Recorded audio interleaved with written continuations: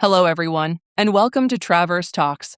Today, we are bringing you the 5 stories people across Grand Traverse County have been talking about this week.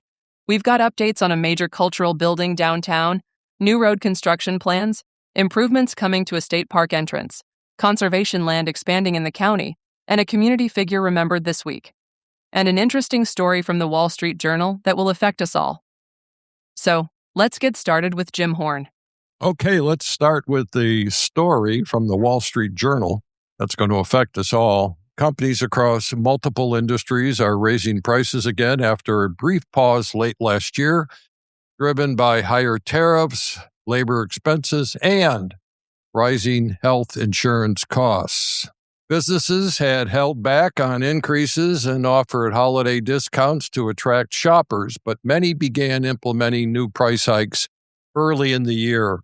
Retail prices, especially for electronics, appliances, furniture, and other durable goods, saw unusually strong increases in January. Large brands like Levi Strauss and Columbia Sportswear say tariffs and manufacturing costs are forcing them to raise prices, while smaller businesses say wage and benefit increases leave them little choice. Surveys show more than half of small business leaders expect to increase prices soon, though companies remain cautious because higher prices can reduce consumer demand. It'll be interesting to see what happens now that the tariff program has changed. Anyway, the future of the Bijou Building, one of Traverse City's most recognizable downtown buildings, could soon get a new direction.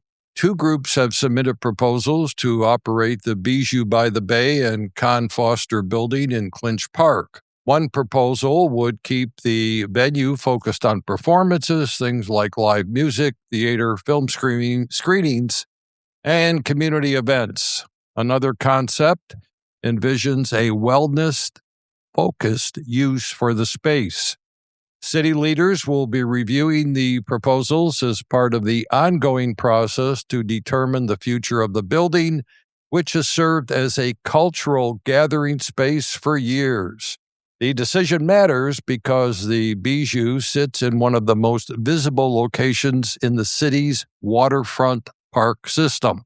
And whichever proposal moves forward will shape how the public interacts with that space for years to come. Competing proposals for the Carnegie Building, another downtown landmark, is also the focus of competing ideas. 2 organizations have submitted proposals to use the historic Carnegie Building. One proposal comes from Crooked Tree Arts Center, while another involves the Traverse Area District Library. The City Commission will ultimately decide which proposal best fits the community's long-term vision for the historic structure. The Carnegie Building has long been considered one of the most important civic spaces in Traverse City, and the debate over its future could become one of the major local policy discussions this spring. Street and sewer projects on city agenda. Infrastructure is also on the agenda for Traverse City officials. City commissioners are reviewing a package of public works projects that includes reconstruction of Monroe Street and sewer upgrades along Cass Street. Together, the improvements represent roughly a $3.5 million investment in city infrastructure. These types of projects don't always grab headlines, but they're essential to keeping downtown functioning as the community grows and tourism continues to increase. And there's a traffic signal coming to State Park. Drivers along US 31 near Traverse City State Park will soon notice a change. Crews are preparing to install a new traffic signal to serve a relocated entrance to the Keith J. Charters Traverse City State Park. The signal is designed to improve safety and traffic flow, particularly during the busy summer tourism season when thousands of vehicles move through that corridor every day. For residents and visitors alike, the goal is a safer, more predictable way to access the park. And finally, East Creek Reserve added to conservation land. A major piece of land conservation news also came this week. Rotary Camps and Services has officially donated the 560-acre East Creek Reserve to the Grand Traverse Conservation District. The property, located south of Traverse City, includes more than 3 miles of public trails and has been managed by the Conservation District for years.